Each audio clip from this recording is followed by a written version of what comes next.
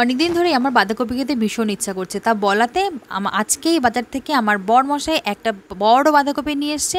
আর বাড়ি থেকেই আমি তার আগেই একটা বাঁধাকপি রেখেছি, এবার তো দুটো বাঁধাকপি হয়ে গেছে। আমি তো চিল্লাচ্ছি, কেন তুমি এনেছো, আমি বাড়ি থেকে রেখেছি। যাই হোক, এনেছে। প্রথম দিন আমি একটা রান্না করেছি, সেটা তাকিয়ে তাকিয়ে ছিল আমার দিকে।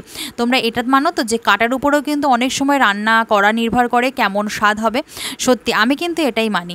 তো আজকে আমার শাশুড়ি মা সেটাকে খুব সুন্দর করে ঝিরি ঝিরি করে গুছিয়ে দিয়েছে, একটু আমাদেরকে তাকায়নি। রান্নাটাও খুব সুন্দর হয়েছে খেতে। আর আগের দিন আমি কেটেছি, সেটা হাতে কাটার কারণে আমি ছোট ছোট করে, মানে একদম কুচি কুচি করে কাটতে পারিনি। সেটা মনে হচ্ছিলো কি বাঁধাকপিটা আমাকেই খেতে আসছে, এরকম করে আমার দিকে তাকিয়েছিল। আজকের বাঁধাকপিটা ভীষণ ভালোভাবে মিশে গেছে, আর খেতেও কিন্তু খুব সুন্দর হয়েছে। আর বাঁধাকপি সিজন হোক আর আনসিজন হোক, আমার কিন্তু বাঁধাকপি খেতে ভীষণ ভালো লাগে। এই আনসিজনে বাঁধাকপি তাই একটু জুজাত করেই রান্না করতে হবে, বাড়ির যেহেতু সবাই খাবে।